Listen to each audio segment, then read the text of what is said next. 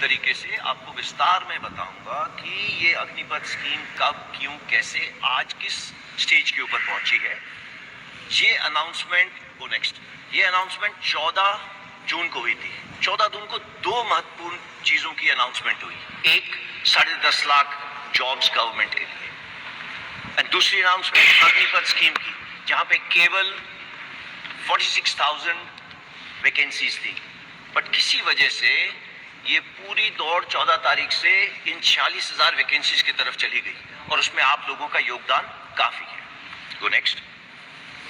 ये रिफॉर्म क्यों आया? ये रिफॉर्म लॉन्ग पेंडिंग था। सबसे ऊपर वाली आप स्टेटमेंट देखिए, ये स्टेटमेंट आज की नहीं है, ये 1989 की स्टेटमेंट है। 1989 में ये काम शुरू हुआ था। हमारी तमन्ना थी कि ये काम शुरू हो, बट उसकी और भी कई सारी पहलू थे। वो चाहता था कि ऑफिसर की एज कम हो, कमांडिंग ऑफिसर की एज कम हो, टीथ टू टेल रेशियो कम हो, तो एक एक करके ये काम शुरू करा गया। कमांडिंग ऑफिसर की एज कम करी गई, जो हमारी टीथ टू टेल रेशियो है वो कम करी गई। उसके बाद कारगिल रिव्यू कमेटी के अंदर अरुण सिंह कमेटी ने बोला एक सीडीएस का गठन होना चाहिए, वो काम हुआ। अब उसी चीज को आगे ले जाते हुए हमने जो नेक्स्ट रिफॉर्म था वो था कि किसी तरीके से जो एज हमारी 32 साल है, ये देखिए ये बता रहा है 30 साल 1989, आज ये 32 साल पहुंच गई है। 32 साल को किस तरीके से 26 साल ला सके, ऐसा क्यों? हमारे को यूथफुल प्रोफाइल चाहिए। ये क्यों चाहिए? बिकॉज आप सबको मालूम है 2030 के अंदर हमारे देश के अंदर 50% पीपल 25 साल की उम्र से कम होंगे। क्या ये अच्छा लगता है कि देश की सेना जो रक्षा कर रही है दे आर 32 इयर्स?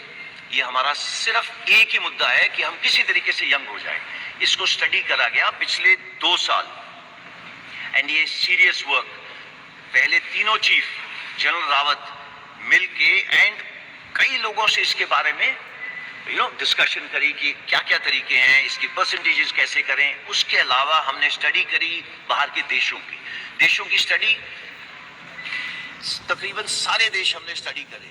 सब देशों के अंदर देखा गया उम्र 26, 27, 28। नंबर 2, भर्ती होने के तरीके कितने किस्म के हैं?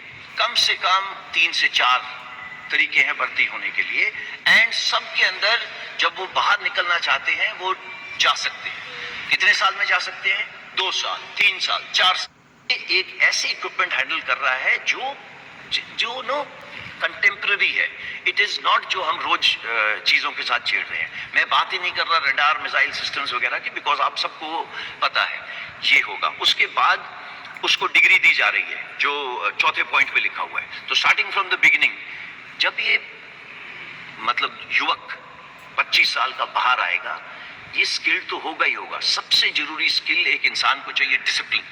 He will be ready with the discipline. आप किसी इंडस्ट्रियलिस्ट से पूछ लीजिए भाई तेरे को क्या चाहिए, बोले यार डिसिप्लिन हो गया मेरा, 60% जॉब इज ओवर, मैं उसको ब्रिजिंग कोर्स करके दूंगा, कुछ ट्रेनिंग करके दूंगा सो दैट वो मेरे काम आ सके। ये सब करेंगे। बट ऐसा है 14 तारीख को ये स्कीम लॉन्च हो, और अगर हम सोचें कि 18-19 को पेपर के ऊपर लिख के दे दिया जाए कि इतने परसेंट नहीं, बिकॉज हमने ये स्कीम लोगों के साथ शेयर नहीं करी थी, सिर्फ उनको बताया था कि आप अपनी तैयारी कर लो और तैयार रहना।